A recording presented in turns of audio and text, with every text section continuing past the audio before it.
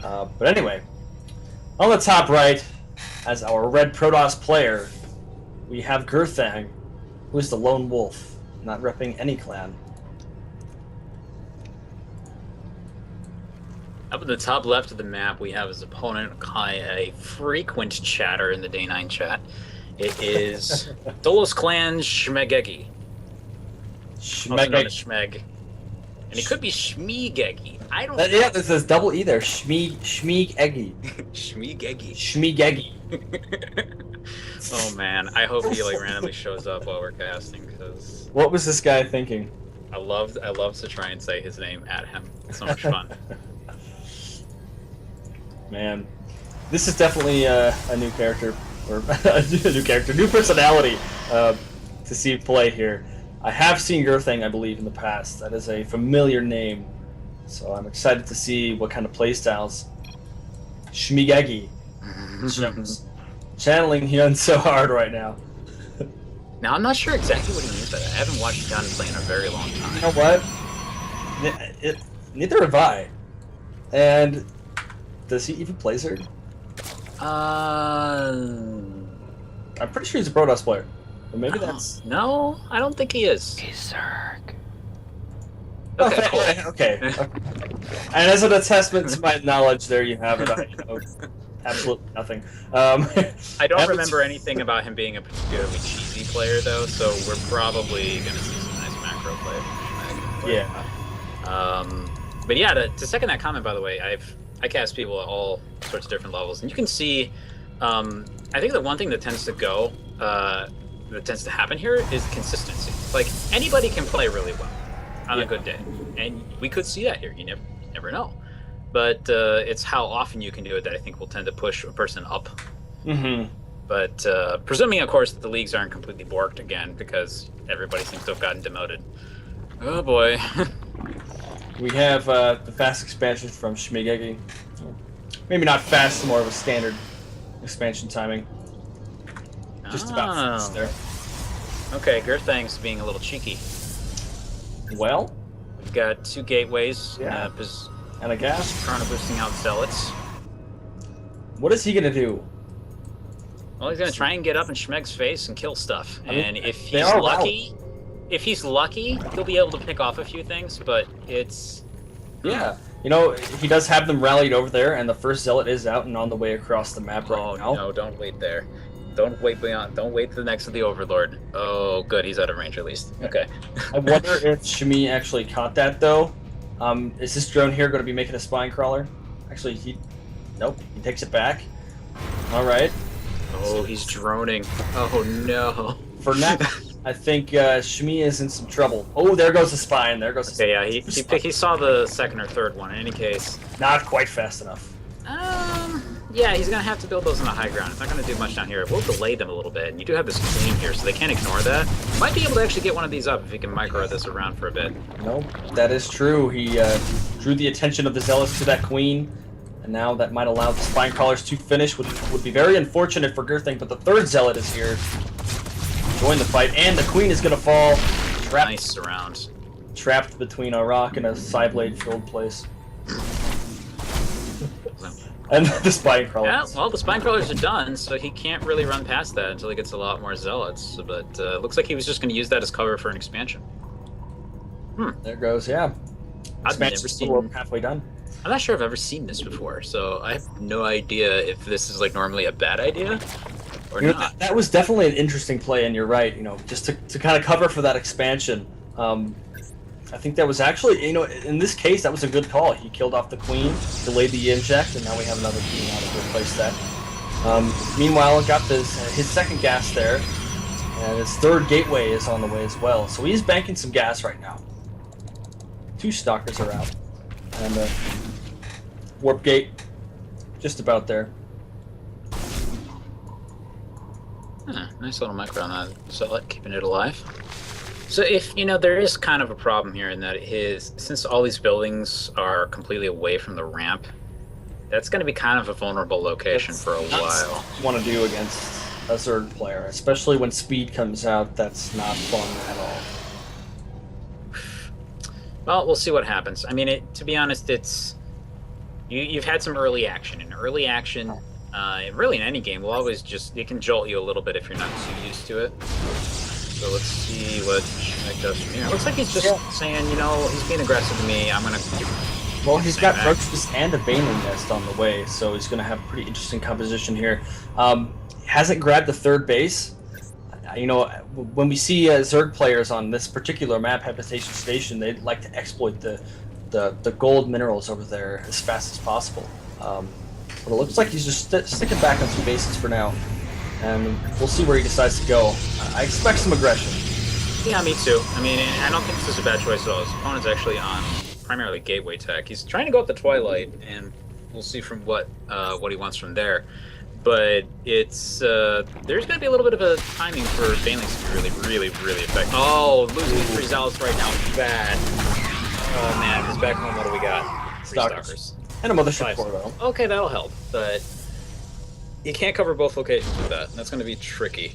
And a Hydra Den just about finished as well. So we've got Roaches, Banelings, and Hydras. So it's going to be a pretty interesting composition here. If he wants to produce off of all those buildings, he's obviously going to need a third base. And it looks like he has a drone on the way, grabbing the blue third and not the. Okay. So he was just expecting aggression of his own, was trying to look for a way to defend, and he probably wanted to get a base in the first place. Yeah. So I was going to say, it feel like he was over-teching a bit, like a Baneling Nest, and Hydra and Roaches. And you know, sometimes that's just what you need to do. You know, if you're expecting a push, you got to be ready for it. And sometimes just Lings doesn't cut it. Yeah. Oh, and the Sim City is starting to form here at the ramp for Gurthang. Interesting setup. That's, yeah. It's a cannon, but it's not too terrible, and it's going to be a little vulnerable to Banelings, though. That is true. But it looks like he's ready to do some action right now. He's heading out with his Zealot Stalker and Mothership Core Force. We do see a few Hydras, Roaches, and a few Lings as well for Shmeggeggy, who is not quite up on the upgrades either. He doesn't have a single Evo chamber that I know of. But he is getting Groove Spines and Centrifugal Hooks. But he's also, look at this run by here. Ooh. A lot of Lings down here.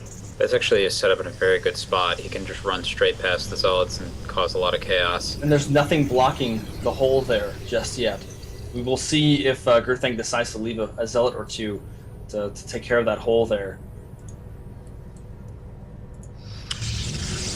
Now, it looks like the area of effect damage of choice for Gurthang is going to be Storm. This is good. I mean, if he just stayed on this composition and his opponent got a lot of Ling Hydra up, there would be not a whole lot he could do about it. This gold base is an interesting choice. Shmeeg just got supply blocked, and he took care of it. He produced a few upgrades there.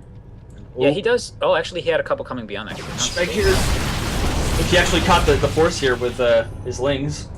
Not quite going to be able to take that out, but did see it, and Baneling's on the way. Gurthang's army is getting pretty far out of position to actually deal with these Lings. Doesn't want to be out here yet. Yeah. Actually, with all these Zealots, it might be okay.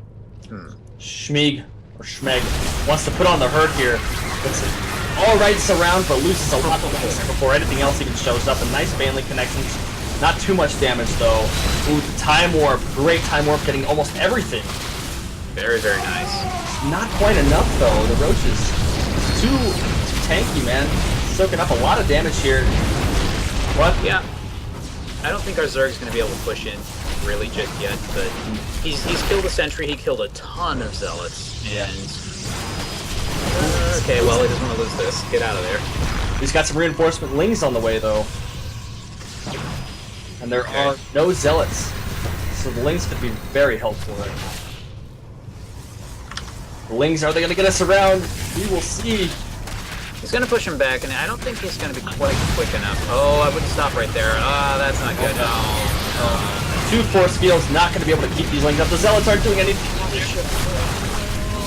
All the Stalkers die, and I think these Zealots are going to make quick work of by the Roaches. Force back. We should have another warp in just a second. But he's got to use it. Got to use it. Oh, man. Warping back in the main base. A bunch of High Templar. Oh, okay. Voice.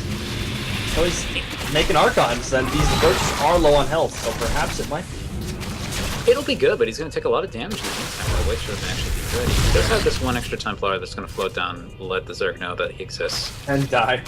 Most likely, yes. There he goes. Oh, and here we go. He's going to get to work on the pylons, which actually doesn't need to do at all. Yeah. There's no way he could be supply blocked anytime soon. Oh, Archons. Okay, yeah. Back up a bit, get some more space on him. Lots of Banelings being produced as well. He loses these Archons, he doesn't have a whole lot left to take care of this. Also, this third base is incredibly vulnerable as well. Does he realize? Well, he does now.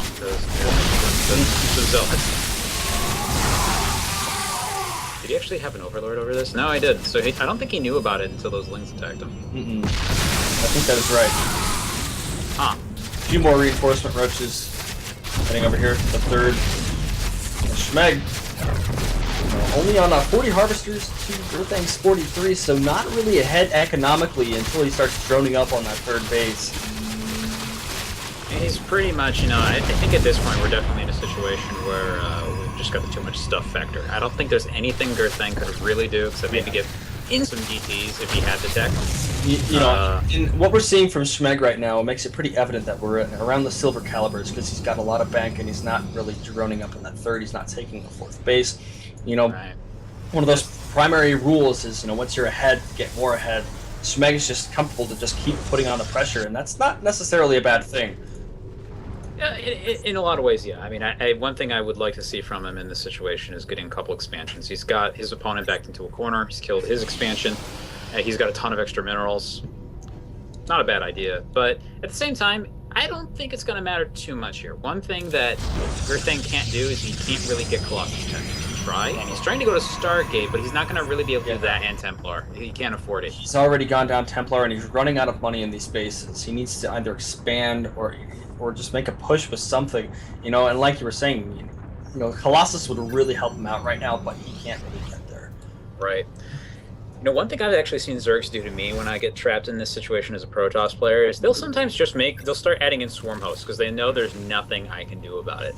Yeah, it's so brutal. Unfortunately, that is the Swarm Host is something that it takes some getting used to, but when employed, no, normally you don't want to do it. If you're on even footing with the Protoss, you got to be really careful switching into that tech. But if you've got a big lead, you can be more flexible. But then in that situation, you were probably going to win anyway. So I don't know if you ever saw that game between I think it was Titan and Snoot and the Nation Wars casted by Day9 and Total Biscuit. We'll get more about that later. We're about to see if it's a nice engagement here. And all the Templar, they died! Oh, there's a good start, but it probably is going to be enough. Yeah. He needs a few more than one. Needs a little bit more micromanagement abilities there. That was unfortunate. He lost all of those high Templar. And there's the GG from Gurthang. Yeah. So game one, going to Shmeggeggy. So yeah, that, one little misclick there, sending your High Templar out, and the game is lost. But it was more of a collection of things that led up to that final engagement. But I'd say, Gurthang, that was a pretty interesting play there in the beginning, covering for his expansion with the early Celestial harass there. But in the end, it didn't really work out for him. Yeah, and it's unfortunate. It was interesting. It was an interesting setup. But it's the way it goes sometimes. And as I was saying, Titan played Snoot in Nation Wars. This was probably at least 2 months ago, and they had Zero go in AFK. They had I want to say it was like an 80-minute game. It was insanely long, and Snoot never went past 3 bases. Wow! Because he had so many Swarm Hosts and Queens, and that was it. And Titan had just maxed out armies, maxed upgrades, and he could never beat it.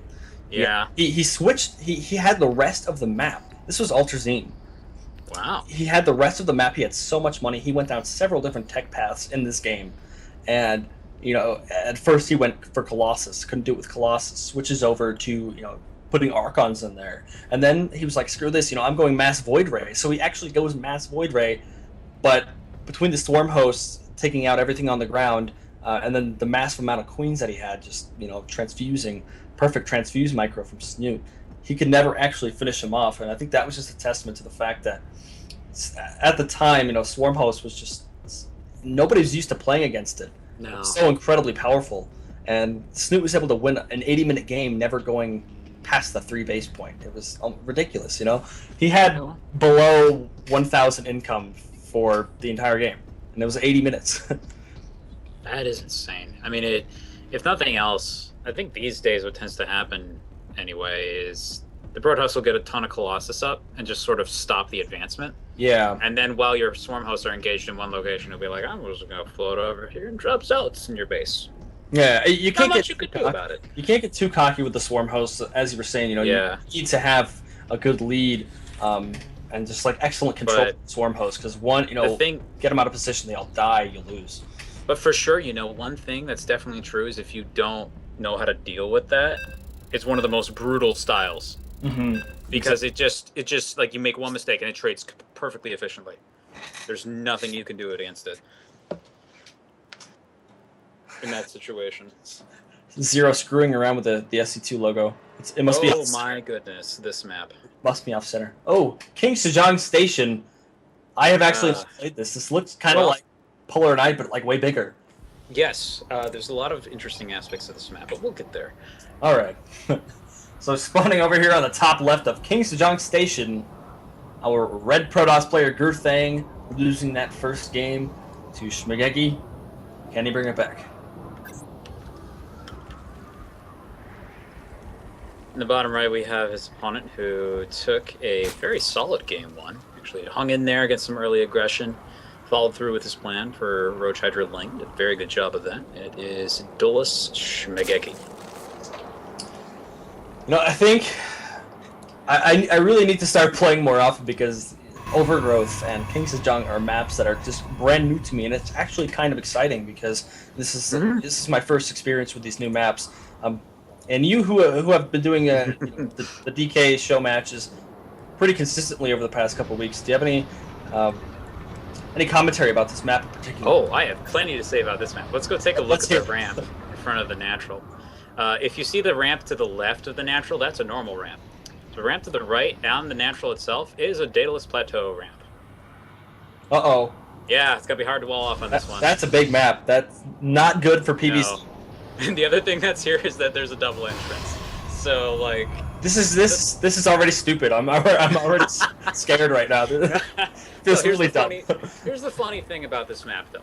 Like, because of these rocks right here, the rush distance is actually kind of large. Yeah. Like, it doesn't feel that way when you first look at it, but it is much longer than Overgrowth. Mm. Definitely. Yeah, as you say that, I can definitely see that.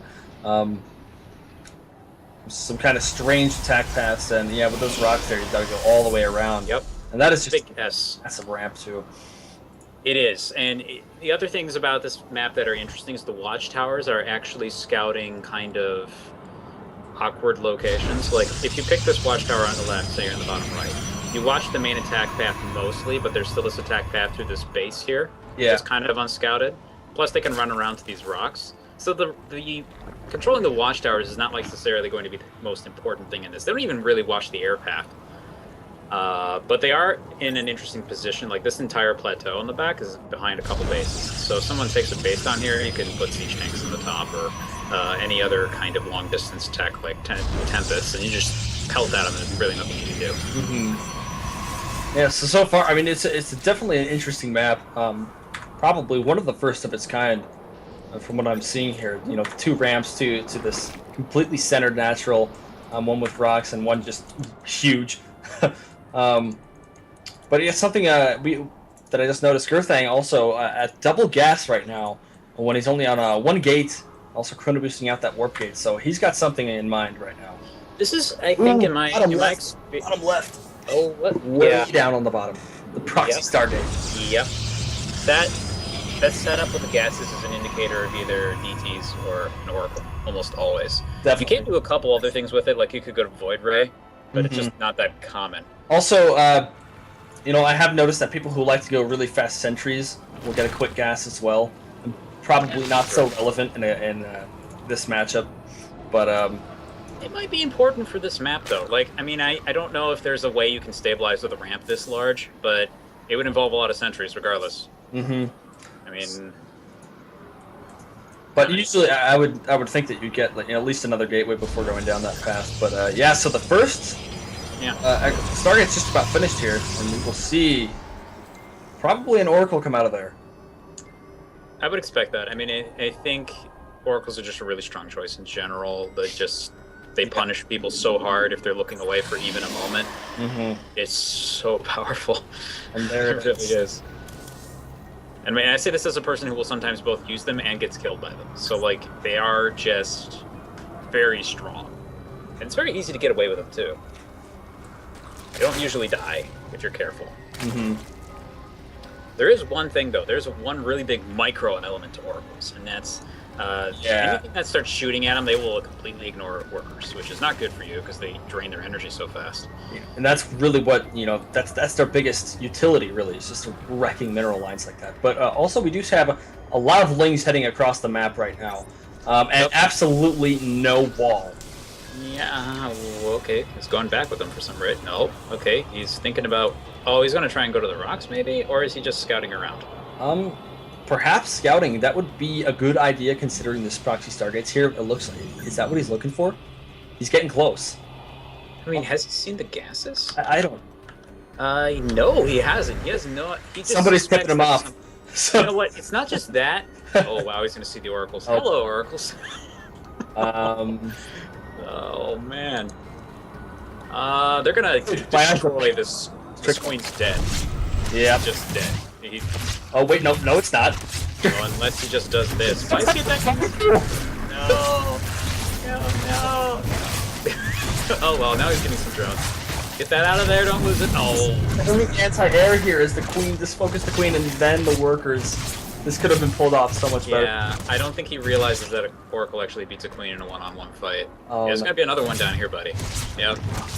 And he can't utilize the Stargate any longer because of the Spore Crawler now. That is something that you need to make.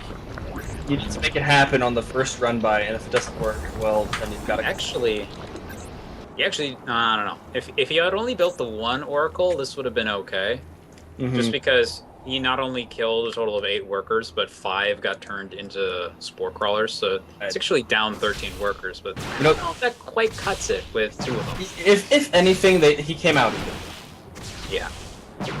But I wonder what his follow-up is. He has a robo on the way, a couple additional gateways here. So Shmeg kind of, I think he froze up for a second, was trying to figure out what to do. Saw a really blank production tab, but now we see his plan is to go for mutas in this situation. This is not a bad choice. He might actually be going for a push here with these lings here, now that he has speed. Really, he could do a whole lot of damage right now. Yeah, he can't stop this. Like, he can throw down a couple photon overcharges, but it'll push it back for a bit, but, like, it's gonna be tough. We're gonna see it happen here shortly. Also, going for his third base as well behind this push.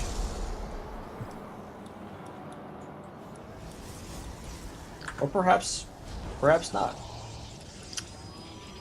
He's considering it. Is he just waiting for reinforcements? Or does he just want to watch? The reinforcements did join already. He had a few extra lings there that he sent out. Now it doesn't look like he's got 8 in production.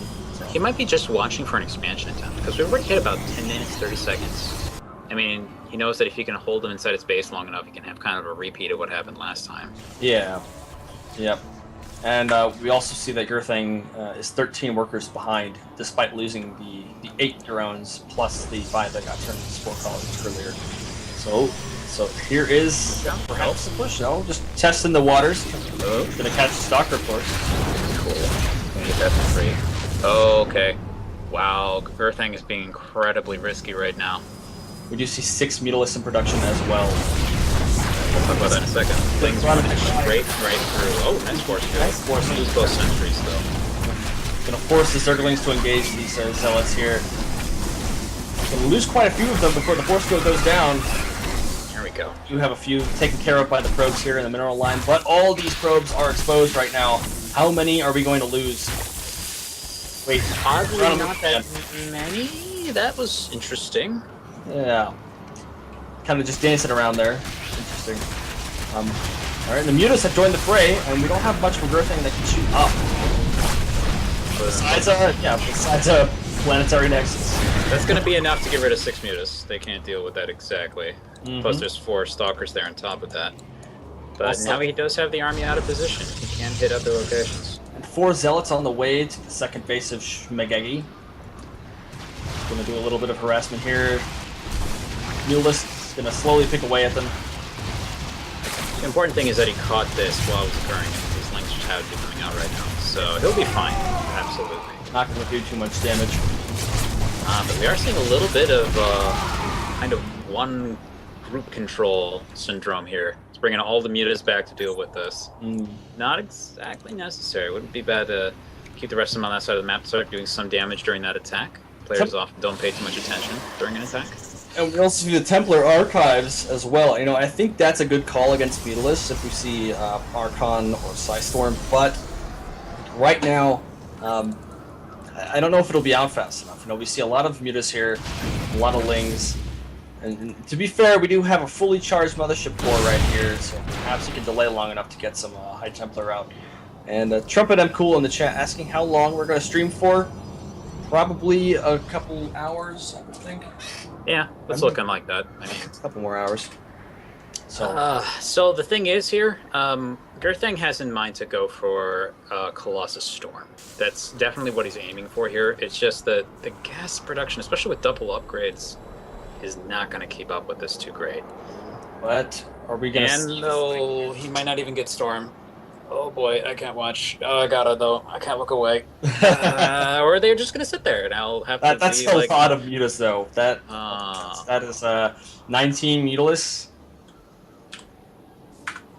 Oh, is he gonna try and pull the army north with the Mutas? That might be his intention, and really, that's not a bad call, considering Mutas could just duck right out of there. If he waits long enough, Gurthang's just gonna have Storm. That is true, and that's. You know, he definitely doesn't want to be in that position where you're facing Storm with your Mutalist, but he's going in, but is he going to snipe Pylon? No! Go for the worker line. No, we'll see those Stalkers. Alright, Army's not responding yet. He just completely dodges the Pylon. Yeah, I guess he didn't quite realize he was researching something, so he's going to go for the Colossus tech. The entire army is now up here. Hello, Lings. What? Storm is finished, so his window of opportunity is gone there, but also everything is gone here at the natural, and he hasn't quite pulled in those Lings yet. Stating. Oh man, the thing is, he did grab the robotics bay, so there's no more Colossus production for the short term. That's something he can take advantage of. Looks like that was his priority over the Templar Archives. Oh, the Lings are running in, but man, you missed your opportunity. Oh, but he's gonna see the Colossus just hanging out there without any cover, and not fast enough. Darn, do that. Oh. Opportunity right there. So this is the thing is, this is looks like it's gonna actually transition to a longer game here. This case could be a little bit difficult for Gurthang, just the lack of gas production in general, but you know, he can stay here for a while, as long as he doesn't lose much. Yeah. Well, the upgrades seem to be, you know, for Gurthang, for being on 2 bases, seems to be doing pretty well on those upgrades. While Shmeggeggy's at 1 attack, not quite 1 armor, and 1-1's just about to finish for his Lings, but the Mutas are going back in. Now he's gonna get it for Archives, but he's already got some still. Okay, there we go. Yeah, well, no Storm, no more Templar, and no more Archons, though. So he's very limited in what he can do here. The army's out of place. The army's out of place now. There we go. Opportunity to flood the second base with Lings here. That's going to do a lot of damage. That army moves out of the way. It pulls the Mutas back in and just destroys the mineral line here at the main base as well. You know, being in this position as Gurthang, this is very painful. There's not really a whole lot you can do. No, and to be honest, at this point, he's lost his 2 main points of tech. He can maybe... Storms his own High Templar now. Oh, great. So here's the rough reality. Oh God, Swarm House. Here's the rough reality of the situation for Gurthang. He's lost 2 key parts of tech. He doesn't have a ton of gas. He's gone down to 11 workers. So gas income is about the only thing that's almost stable if he takes all of his workers off of minerals. Yeah. It's like, ugh. So I don't know. To be honest, in this situation, I would just throw down a Dark Shrine and attack anywhere that didn't have a Spore Crawler. But unfortunately, that's not the entire base, so that's not even going to win it for you, unfortunately. Yeah, really, I don't think there's much hope for Gurthang at this point. He needs to win with just one big push, and I don't think he can handle everything that's coming at him right now. Oh, so many RD pylons. They're everywhere. Oh, man. Oh. Not fun. Yeah, So, yeah, this... now. Shmeggeggy is really... Shmegg's got good control. Good enough control to make this work. I gotta say.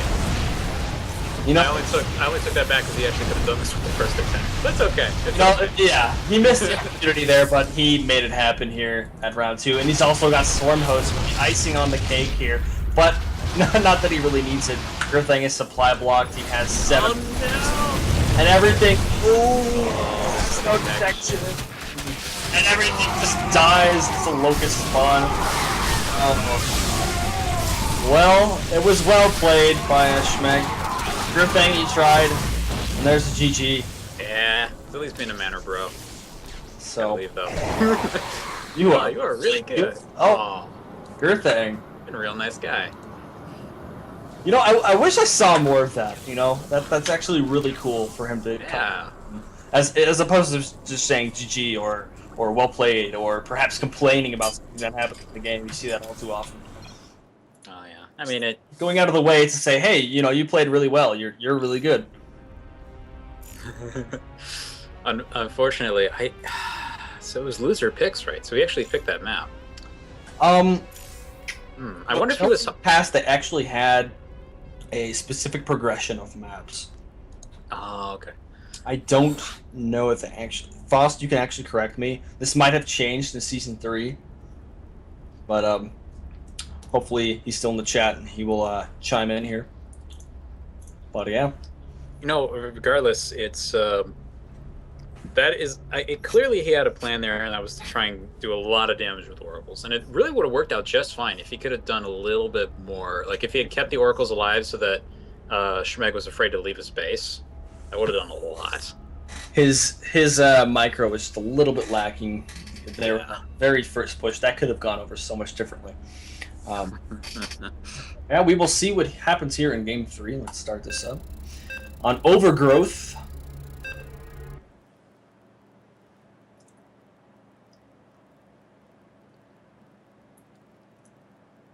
Okay, Overgrowth again.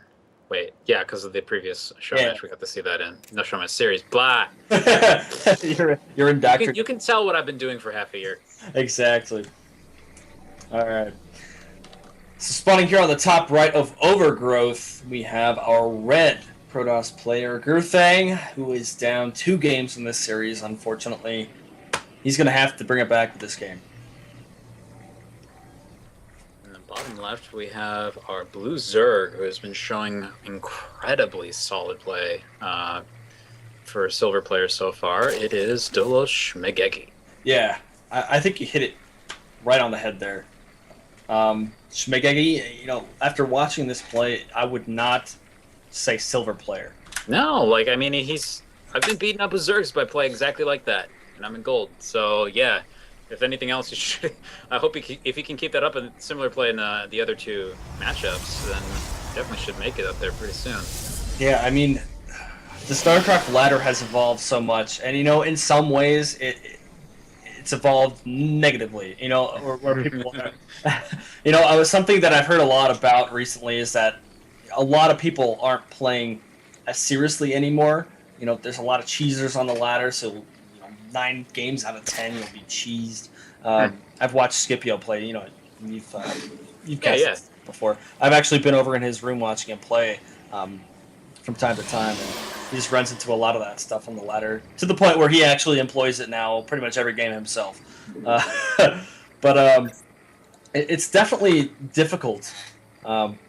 when this game's been around so long and the lower leagues start to get better than they were in the past, Silver now isn't what Silver was a year ago.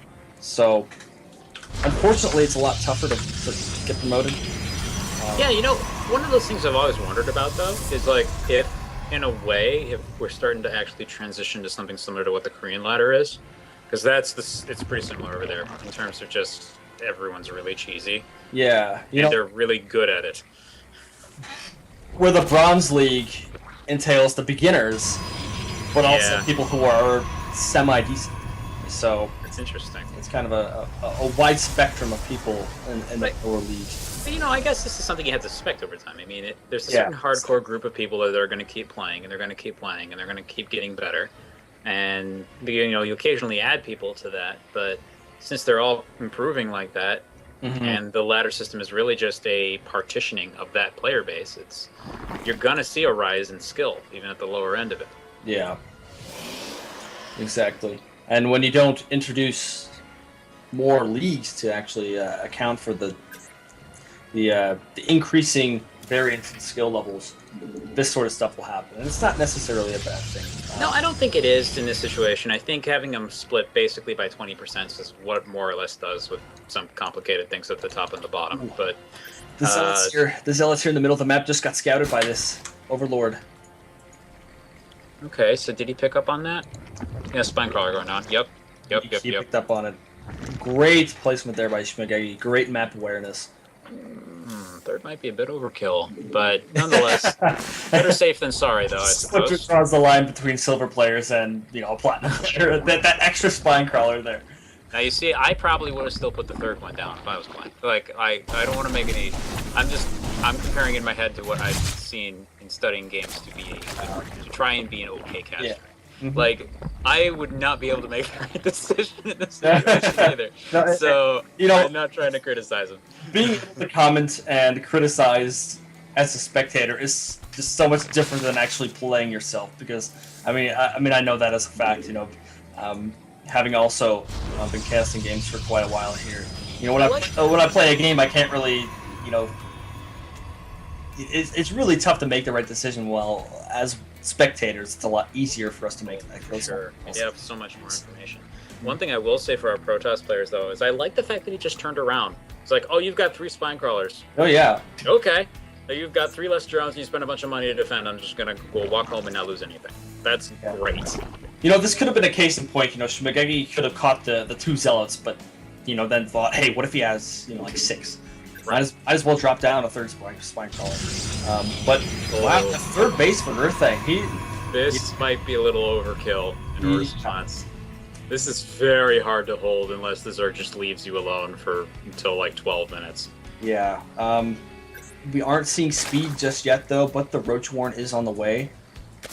But we also see the third base for Shmeg going down as well, so maybe he's going to hold off on the aggression for a little while, and perhaps this might actually be able to be held by Gurthang. But at the same time, that third base is, they're all... I was going to say, it's still technically, not even as early as he could have gotten it, really. He should be able to he could definitely spare the time for a few army units to just walk over there. And yeah, he's already doing that. It's so vulnerable. There's 2 attack paths, both huge attack paths. And obviously, Gurthang doesn't have any buildings over there to kind of funnel any units in.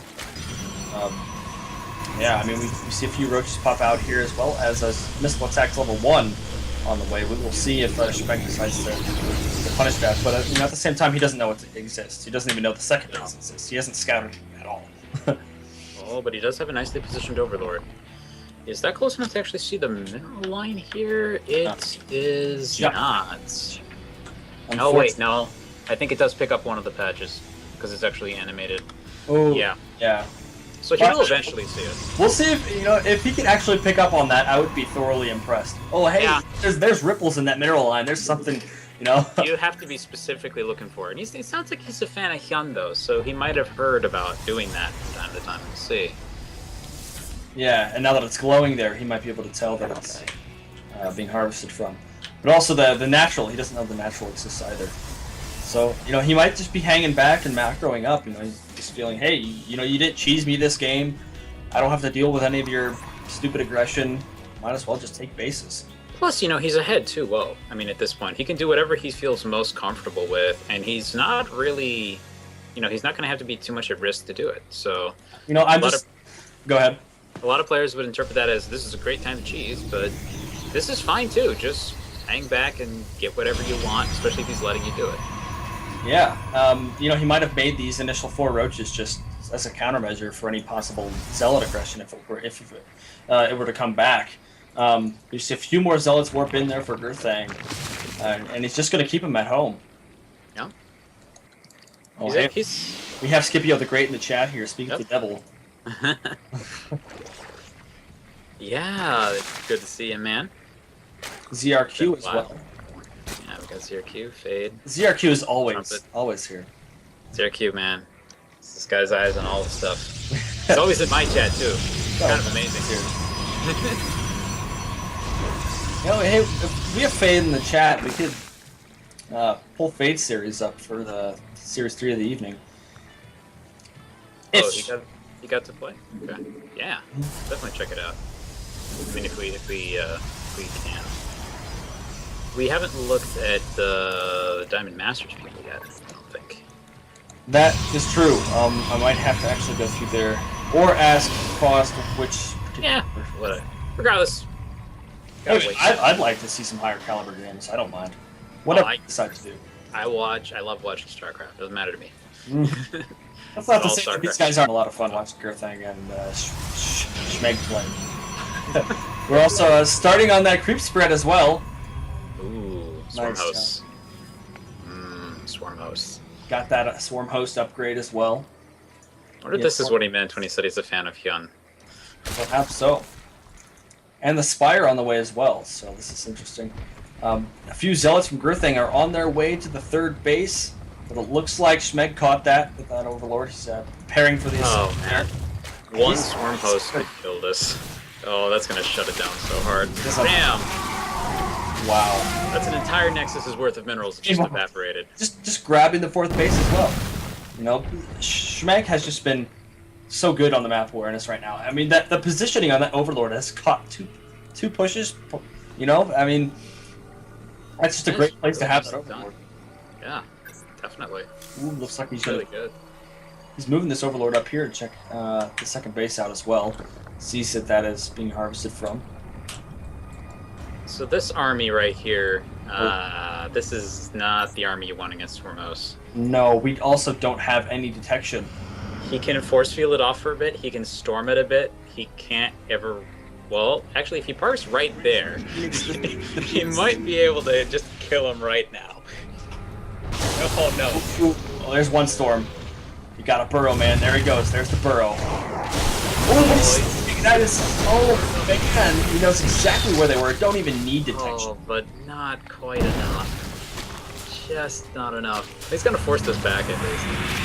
Ooh, is he going to take out the Archons before they're done? One Archon falls. And the second, so close. Second, it's gonna be fine. Lives with 10. It's gonna be completely fine. All right, so looks like a lot of damaged Swarmers here, limping back home. But Gurthang, this is the merciless Protoss Overlord, says, "No, you are not going to stay home to recharge your shields. Go out into the battlefield and die for us. Go." But, well, you're lucky. We killed the Overlord. It's good enough. Come back home now.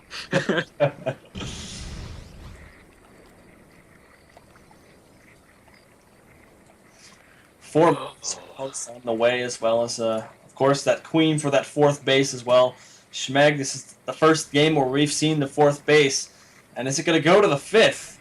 I don't know. I mean, we also have Gurthang, who is on a healthy 3 bases right now. Not quite saturated here, but we have a lot of mutas on the way. A lot of mutas, and I think this is completely shut down. Nothing to stop this.